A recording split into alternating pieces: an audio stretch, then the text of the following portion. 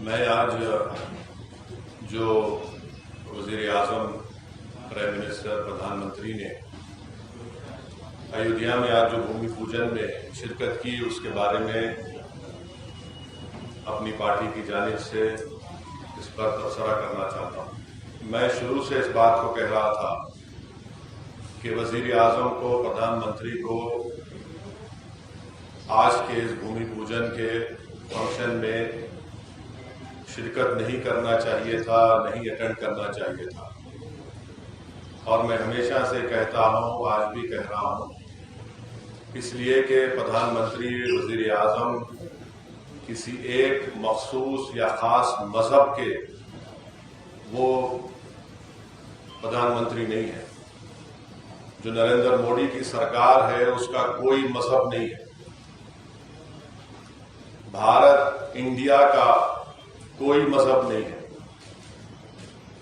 आज प्रधानमंत्री ने, नरेंद्र मोदी ने बहैसियते प्रधानमंत्री आज के भूमि पूजन में शिरकत करके उन्होंने जो ओथ लिया था, उन्होंने उसका वायलेशन किया है। उन्होंने संविधान की जो बेसिक स्ट्रक्चर है, सेकुलरिज्म, उसको वायलेट किया है। और तीसरी बात यह है कि प्रधानमंत्री का आज के उस फंक्शन में जाना, आज का दिन हिंदुत्व की कामयाबी का दिन है और सेकुलरिज्म की शिकस्त का दिन है।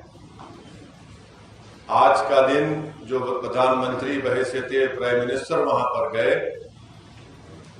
उनके जाने की वजह से आज का दिन हिंदुत्व की कामयाबी का दिन है, सेकुलरिज्म की शिकस्त का दिन है। बहैसियते प्रधानमंत्री नरेंद्र मोदी आज भूमि पूजन में जाकर जो उन्होंने वहां पर वो जो चांदी का पत्थर रखा, उन्होंने एक हिंदू राष्ट्र की बुनियाद आज वहां पर डाली है। तो आज का दिन सेकुलरिज्म की शिकस्त का दिन है। आज का दिन जमहूरियत की शिकस्त का दिन है और आज का दिन याद रखा जाएगा हिंदुत्व की कामयाबी के लिए। आज का दिन याद रखा जाएगा मेजॉरिटेरियनिज्म की कामयाबी के नाम से आज का दिन याद रखा जाएगा। और दूसरी बात यह है कि प्राइम मिनिस्टर ने अपने भाषण में ये कहा, अपनी तकरीर में, अपनी स्पीच में कहा कि देश बड़ा इमोशनल है। यकीनन प्रधानमंत्री नरेंद्र मोदी, असदुद्दीन ओवैसी भी बड़ा इमोशनल है। मैं इसलिए इमोशनल हूं क्योंकि मैं को एग्जिस्टेंस को मानता हूं। मैं इसलिए इमोशनल हूं क्योंकि मैं इक्वालिटी ऑफ सिटीजनशिप को मानता हूं। मैं इसलिए इमोशनल हूं कि 450 साल जिस जगह पर मस्जिद थी, जहां पर मुसलमानों ने नमाजें पढ़ी 22 दिसंबर 1949 तक, मैं इसलिए भी इमोशनल हूं कि आप ही की पार्टी के लोगों ने सुप्रीम कोर्ट को झूठ बोलकर, बीजेपी और संघ परिवार के लोगों ने 6 दिसंबर 1992 को बाबरी मस्जिद को शहीद किया। मैं इसलिए भी इमोशनल हूं प्रधानमंत्री जी क्योंकि जिस जगह पर आपने भूमि पूजन में हिस्सा लेकर हिंदू राष्ट्र की बुनियाद का आगाज किया, उसके अतराफ, तीनों अतराफ मुसलमानों का कब्रिस्तान था, जहां पर मुसलमान बुजुर्गों की खबरें भी थी। इसलिए भी हम इमोशनल है। चौथी बात यह है कि प्रधानमंत्री ने अपने भाषण में यह कहा कि जो मेरे को पीआईबी से उसकी स्पीच पूरी मिली कि ये आज का भूमि पूजन एक सिंबल ऑफ इंडिया है। प्रधानमंत्री जी, आपको आपका मजहब मुबारक, आपको गुलवालकर की आइडियोलॉजी मुबारक, मगर आप देश के प्रधानमंत्री हैं, आपको ये बात समझने की जरूरत है कि देश का सिंबल ना कोई मंदिर हो सकता है, ना कोई मस्जिद हो सकती है। देश का सिंबल ना मस्जिद हो सकती है, ना मंदिर हो सकती है, ना कोई रिलीजियस प्लेस इस देश का सिंबल नहीं हो सकता। वो सिंबल हो सकता है किसी एक मजहब के लिए, किसी एक कल्चर के लिए, मगर वो इंडिया का सिंबल नहीं हो सकता।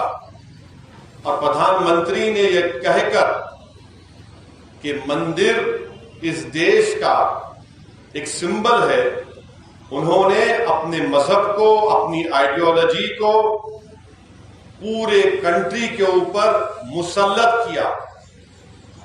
प्राइम मिनिस्टर ने आज ही अपनी स्पीच में यह बात कहकर मेजॉरिटेरियनिज्म को इंडोर्स किया। छठी बात यह है कि प्रधानमंत्री ने अपनी स्पीच में 15 अगस्त जो हमारे लिए इंडिपेंडेंस डे है, यौम आजादी है, आज 5 अगस्त को प्रधानमंत्री वजीर आजम ने इसको 15 अगस्त से मिला दिया। हम फिर से वजीर आजम को और देश को बताना चाह रहे हैं कि 15 अगस्त हमारे मुल्क के लिए एक आजादी का दिन है। हिंदू, मुसलमान, सिख, ईसाई, बौद्ध सब ने मिलकर इस मुल्क को अंग्रेजों की गुलामी से आजाद करवाया और उनको शिकस्त दी। क्या प्रधानमंत्री ये कहना चाह रहे हैं कि 15 अगस्त से मिलाकर कि उनके चाहने वाले, उनके मानने वाले, उनको आज आजादी मिली? किसको शिकस्त दी प्रधानमंत्री, आपने बताइए। 15 अगस्त को अगर हम लाल किले पर झंडा तिरंगा लहराते हैं, बड़ी फख्र के साथ लहराते हैं, तो ये पैगाम देने के लिए कि हमने 200 साल के अंग्रेजों की गुलामी के बाद इस देश को आजाद किया। कैसे प्रधानमंत्री फ्रीडम फाइटर्स को, उनकी कुर्बानियों की आज तौहीन की कि आज के दिन को उन्होंने 15 अगस्त से मिला दिया। और कैसे एक टेम्पल का मूवमेंट एक मुल्क के बराबर हो सकता है? How can a temple movement be equated to a country? और आखिरी बात यह है, बल्कि लास्ट 2 बात, कि आज के इस फंक्शन में मैंने कहा कि ये हिंदू राष्ट्र और हिंदुत्व की कामयाबी का दिन इसलिए भी है, आरएसएस के चीफ वहां पर क्या कर रहे थे और आरएसएस के चीफ का वहां पर मौजूद रहना और उनका तकरीर में यह कहना कि आज का दिन एक न्यू इंडिया बनाया जा रहा है। कौन सा न्यू इंडिया बनाने की बात कर रहे मोहन भागवत? कौन सा न्यू इंडिया बनाने की बात कर रहे? वो न्यू इंडिया बनाने की बात कर रहे जो हिंदू राष्ट्र होगा, जहां पर माइनॉरिटीज को, खास तौर से मुसलमानों को सेकंड क्लास सिटीजन बनाया जाएगा और मुसलमानों की जिंदगी और मौत का फैसला अक्सरती तबके के गुडविल पर होगा। यह मोहन भागवत का पैगाम है। और आखिरी बात यह है कि आज का दिन इन सेकुलर, नाम निहाद सेकुलर पार्टीज के लिए भी, उनके लिए, उनके तमाम secular, so called secular parties और खास तौर से कांग्रेस पार्टी, इन्होंने एक आइडेंटिकल एक बयान दिया। क्या दिया? कि ये आज का दिन एक सिंबल ऑफ ब्रदरहुड है, सिंबल ऑफ ब्रदरहुड है। मैं इन तमाम सेकुलर पार्टीज से, जो अपने आप को सेकुलर कहते हैं, और मैं तो कम्युनल में ही हूं, पूरे भारत में अगर कोई कम्युनल है तो हम ही है, इसका मैं इकरार भी करता हूं। मैं इन तमाम सेकुलर पार्टीज से, कांग्रेस पार्टी से पूछना चाहता हूं कि आज का दिन कैसे ब्रदरहुड का सिंबल होगा, बताइए। जबकि ये राम मंदिर का मूवमेंट, हजारों की तादाद में भारत के सिटीजन्स की मौत हुई कम्युनल राइट्स में, ये मूवमेंट एक मस्जिद को शहीद कर दिया गया मूवमेंट में, फिर वहां पर मेकशिफ्ट टेम्पल बना दिया गया कि इसको ब्रदरहुड कहते हैं आप। और क्या गुडविल, ब्रदरहुड उसी वक्त पैदा होगा जब इंसाफ होगा। जब इंसाफ नहीं होगा तो गुडविल ब्रदरहुड कहां पैदा होगा? और मुझे तो आप अनइक्वल बना दिए मुसलमानों को, तो अनइक्वल कैसा ब्रदर होगा आपका, बताइए। ये 7 अहम पॉइंट्स मुझे आप तक बताना था।